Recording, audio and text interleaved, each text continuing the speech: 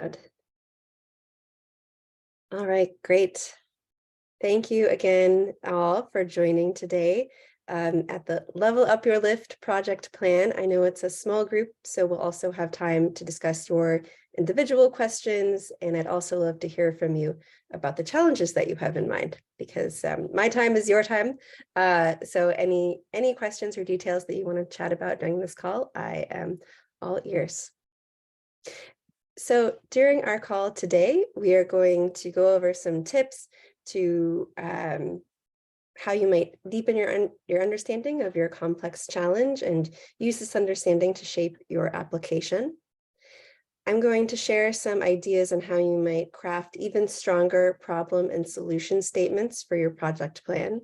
And these are particularly important for us with Lift because you don't really have too much space in the application to share your ideas. So it really matters that you communicate that idea concisely and clearly to us. I am also very glad to share some ideas about what we are looking for in Lift applications. And as I mentioned, I am also here to answer your questions.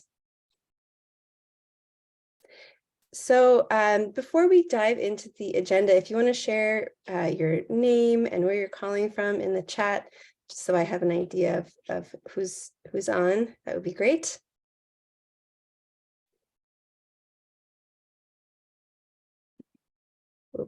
As soon as I can figure out, oh, we have some more folks joining. Yep, so as you're joining, feel free to share your name and your organization in the chat, and that would be great. So I'm going to start off with an overview of the Lift program. And I know that some of you may have either called in on other webinars or have seen them asynchronously. Don't worry, I'm not going to spend too much time rehashing stuff you've already heard. But just in case, I'm going to mention some ideas. And then we're going to dive into understanding challenge and those solution statements. And it's great to hear. Welcome to all from Lebanon, and hello from DataSketch. All right, so as you may have heard in other content, Open Contracting Lift is OCP's program that helps teams of reformers to redesign processes, policies, and data to make procurement more goal-driven, user-friendly, and human-centered. I know that's a lot, but over 18 months, we support select teams to apply their approaches and succeed in their work through 200 hours of technical assistance from OCP, as well as up to $35,000 of direct support during the program to support the implementation of your project activities.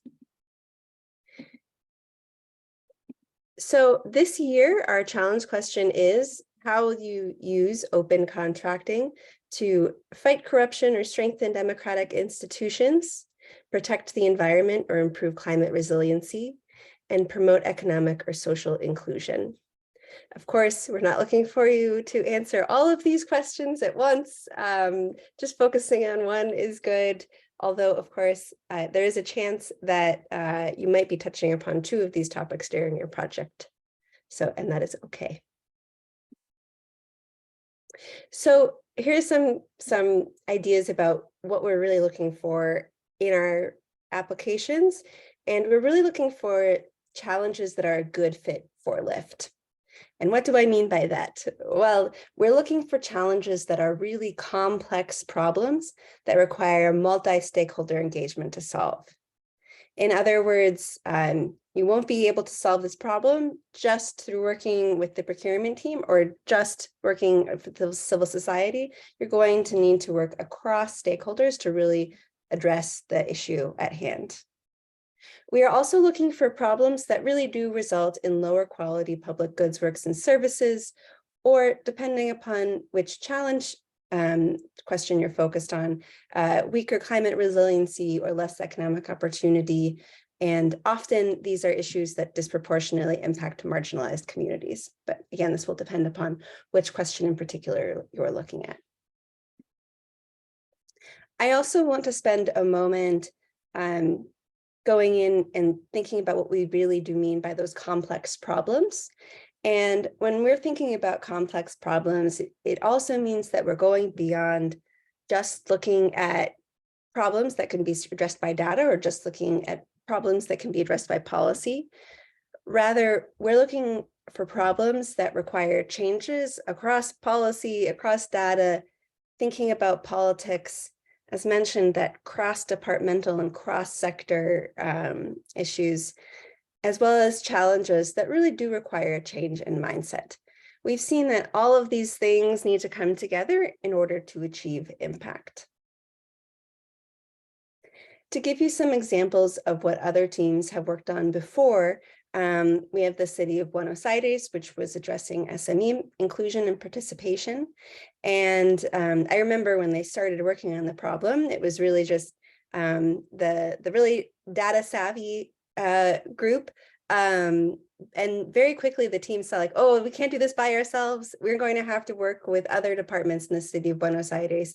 And they did a great job of pulling together a really strong cross-city team to address this issue, and that has made a big difference. The team was able to leverage all of their good data smarts, and this also set them up for progress to come, because they were able to see, okay, what does our challenge really look like? Where is the city doing better? Where is the city doing worse? And that brought a lot of value to their work. We've also worked with Mexico City as well, which was seeking to expand their bike share program, and they're actually in the implementation phase right now, so they still are seeking to expand their bike share program. And they knew that they would have to do things differently if they were going to expand the program while at the same time be within budget, which made a big difference to the program. And in fact, based on the contract, they're able to nearly double the amount of bicycles that their city is working with, as well as upgrade the technology behind it, all because of really new vendor engagement strategies. So the city spoke with the vendors to see what was really possible. They did unprecedented outreach through that RFI, and they also were very open about sharing information about this process, such as vendor questions and answers through a special public-facing website. In our latest cohort, we've been working with a organization called Civic Data Labs, which is working on a project in Assam around distribution of emergency supplies and planning better for floods. And this team, a little like the Buenos Aires team, was super smart on data, but they were coming in from the outside. So to really achieve their project aims, the team had to use advocacy skills in order to really build buy-in with the right people and make the case for their work. And they were able to do this very successfully, and we are glad to have supported them through this. So that's my about Lyft portion of the talk. So before I move on, are there any questions? And you can feel free to come off mute or leave a question in the chat.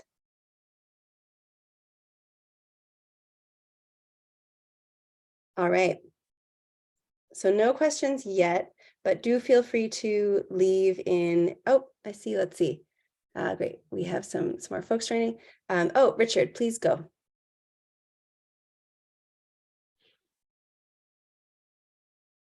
Feel free to come off mute. I cannot hear you. Oh, great, got ya. I'm sorry, I'm on the road. Okay, thank you so much first for this opportunity. The webinar is, we've had a lot of clarity on the scope of the project. I just wanted to confirm that the close of applications is still 5th of May. That's my only question. That is a great question. And yes, thank you for bringing that up. I should have mentioned that myself during this call. Yes, applications are due May 5th. And someone once asked me, oh, is OCP one of those organizations that says it's due May 5th and then actually gives everyone another 2 weeks? OCP is not that type of organization. When we say May 5th, it is May 5th. So please do submit your applications by then. Great question. Any other questions before I move on to sharing some advice on for your applications? All right. So I will bring us forward. All right. So as I was talking about earlier, when we're looking at LIFT challenges, we really are looking for also ambitious yet feasible projects that will result in measurable impact. And again, I'm going to spend a little bit of time going into what we really mean by that. So we really care a lot about a strong understanding of the challenge. This is because through LIFT, we're going to be working with your team on planning. We're going to be helping you think about how to build buy-in and collaboration and co-designing and implementing change, and all of that's going to lead to impact, right? But it really starts first with a very strong understanding of the challenge at hand. This is one of the reasons why it's good to really think through this when you're working on your project. One of our colleagues and collaborators that we work with, Sasha Hasselmeyer, who's wonderful, loves to quote Einstein and say something, I'm going to mess this up, but something like, if I had an hour to solve a problem, I would spend 55 minutes or something thinking about the problem and then 5 minutes thinking about the solution. I absolutely did not get that right, and I'm going to go back and figure it out again. But the idea really is, it really is worth the time to really think deeply about your challenge before you jump to the solution. Some questions to start help you getting there are: what is your vision? What is the root cause of your challenge? And I'm going to talk a little bit more about that in a moment. Who is involved or impacted by your challenge? And it might not be the people that immediately come to your mind. And what are your constraints? Because we all operate in the real world, and we know that ambition is great, but we also do have real constraints on what we can do. I'm going to share this presentation after this call, and then you'll be able to click through all these lovely links, but I have a resource that you're welcome to look through to help you think through this as well. So as you're articulating your challenge, I encourage you to think about, is your challenge the right size for your organization or team? It is possible for a challenge to be too big, right? So this means that it's not feasible or realistic to achieve measurable impact within the program timeframe. Or maybe your team just doesn't have the capacity to deliver on this really big challenge that you have. You might also not have the budget. I know that through LIFT, you will get up to $35,000, but often teams require pulling on other resources as well. So LIFT is meant to help fill in gaps, but it's not meant to be the whole thing. If that makes sense. It's also possible for challenges to be too small. And by too small challenges, I mean that the challenge that you've picked is so small that it won't really address the root causes of the issue. So it might address a piece of it, but not really touch upon the core challenge at hand. And then a just right challenge is one that is feasible and ambitious, given your time frame, your team capacity, and your budget. So I know it can be hard to come up with that like just right challenge, but it is worth thinking about, like, okay, are we being ambitious and feasible? Is it still exciting, and is it also just right in terms of our capacity and budget? Is this something that we can really deliver upon? Thinking about the root cause of a challenge can also be very helpful when articulating your challenge idea to us. So root cause, and this is something, there's an exercise that has been going around called the 5 whys, which is really like, why is something a challenge, and then asking why over and over and over again to really get to an understanding of why something is a challenge. And here's an example of that. So Maybe you're a city and you're struggling with traffic fatalities. And the reason that you think is like, okay, well, we have really old technology infrastructure. And that's our challenge. Well, if you leave it right there, then you're going to have a very different solution come out than if you really think more about the challenge. So maybe you're like, okay, how do we know that it's our technology infrastructure that's causing this to be a challenge for us? Well, maybe it's just our theory. Maybe we don't actually know why we have these accidents or why these challenges happen for us. Maybe it's just because we don't have good data and analytics capabilities, so we can't make targeted investments to reduce accidents. So this is just an example of thinking like, okay, why is this a challenge? And the reason why this matters is because it will have an impact on the solutions they come up with. For example, if you just left it at their old technology infrastructure, you could invest all of the money in the world in your technology infrastructure, but maybe it's a problem with the speed of traffic, right? So if you make those changes of investments, but you don't reduce the speed limit, then you could still have the same traffic fatalities. Or maybe you just have a lot of traffic fatalities at a few specific places in your city. And then you might be wasting some money and to improve all the technology infrastructure when what you really need to do is make very targeted investments, and that would be a better use of money. So this is, again, just an example of thinking about the real why behind the challenges that you face. So I do encourage you to think deeply about that. So as I mentioned at the top of the call, it matters when you're to spend some time really crafting a strong problem statement, because you really don't have that much space in the LIFT application to communicate your ideas. I recommend starting with your problem first and using the guidelines of being very specific, actionable, and precise.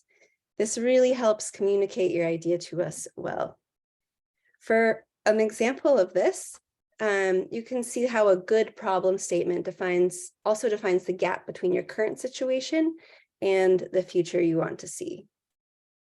For example, here are two problem statements that you could consider. So our public school program needs reform versus a different problem statement, which is much more specific and actionable. So maybe in our city, we have 800,000 children that rely on our school meal program, but 20% of our contracts are directly awarded, and many of our contracts just receive one bid, and therefore our children are getting lower quality meals at a high cost for the government. So you can see how it's easy when I read this challenge, like, okay, I get what the challenge is, I understand why this is important, and I also see where there's an opportunity to improve, right? So if we know that there's a lot of direct awards or contracts are just receiving one bid, this is something that we can really help support, make change on. I will say that having a good problem statement really does help your application stand out, and it really does. Like I've read I think all of the LIFT applications that we've ever received, except the ones in French, which I have to get help on. But we get a lot of proposals that say something like our public procurement system needs reform, which is like as a problem statement, which is like fair enough, might need reform, but please communicate in greater detail about why this is a problem and where you see opportunities for the future. So this is, yes, it is really critical to think more about this. And I have a few more examples of problem statements that to help illustrate this. So another example might be that our city does not spend our money well on transportation projects. Fine, yes, this is good, or not good, it's bad, but more detail is helpful for us.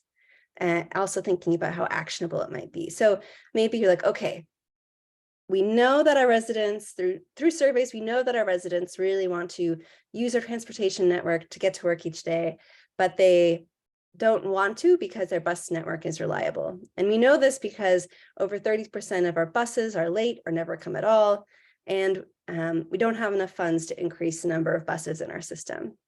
And maybe we have an opportunity in the next contracting cycle to do new contracts for new calls for proposals for our transportation system. So just as creating strong problem statements matters, so does creating strong solution statements. And I have spent less time talking about the solutions just because, as I mentioned, it really sets a very strong groundwork to think about your problem first. But your solution statements should also be as specific and precise as you can get them. So rather than saying, we'll use open contracting to monitor the money spent on transportation projects, which is great, glad to hear it. A better statement would be, we're going to use our contracting data and new vendor engagement strategies to increase the number of bidders on our contracts. We're going to integrate community feedback through the contracting process and improve monitoring of contracts during delivery for better value and more reliable public transportation network. So this is the big difference here is being more precise and specific around what do you mean by open contracting? I have prepared a lot of resources for you to explore. And again, I will share this presentation with you afterwards via email so you can click through and explore. But we have some great items on our website and also on others' websites around deepening your understanding of your challenge and thinking about how to articulate that.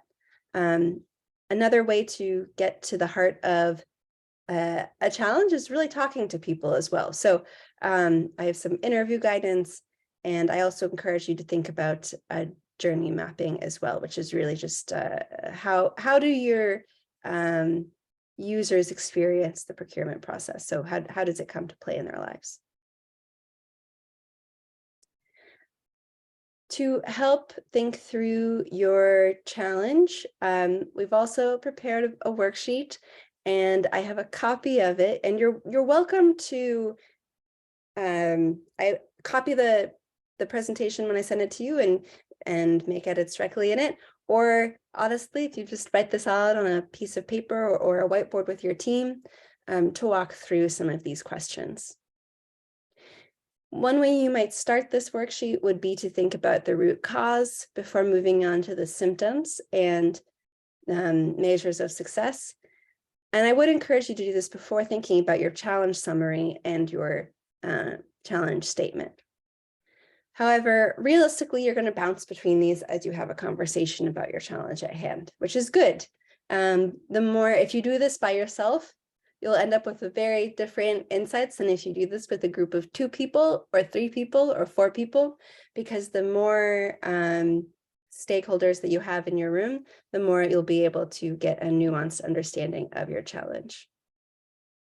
So if you think about the root cause, so this will be like, okay, maybe, and usually there isn't just one root cause, but like, what are the underlying causes of my challenge? For example, we hear, if you just think about the procurement system overall, maybe you have, going back to some school meals program where you know that you don't get a lot of bids on school meal tenders. So you're asking yourself, okay, why is this? Why don't we get? Well, maybe we're just not asking and doing enough publicity around this. Maybe vendors don't know this is an opportunity. Okay, that could be one cause. Another might be that the people who are currently winning those contracts don't want the system to change. Maybe there's some corruption, or maybe it's not corruption. Maybe it's just your employees, the folks in the procurement department, are just doing things the same way they've been doing them forever. And it's hard to change, which is less like, it's less mind-blowing, but it is still matters, because changing how we do things and how our habits are it's hard. So it could just be that change is difficult, which is real.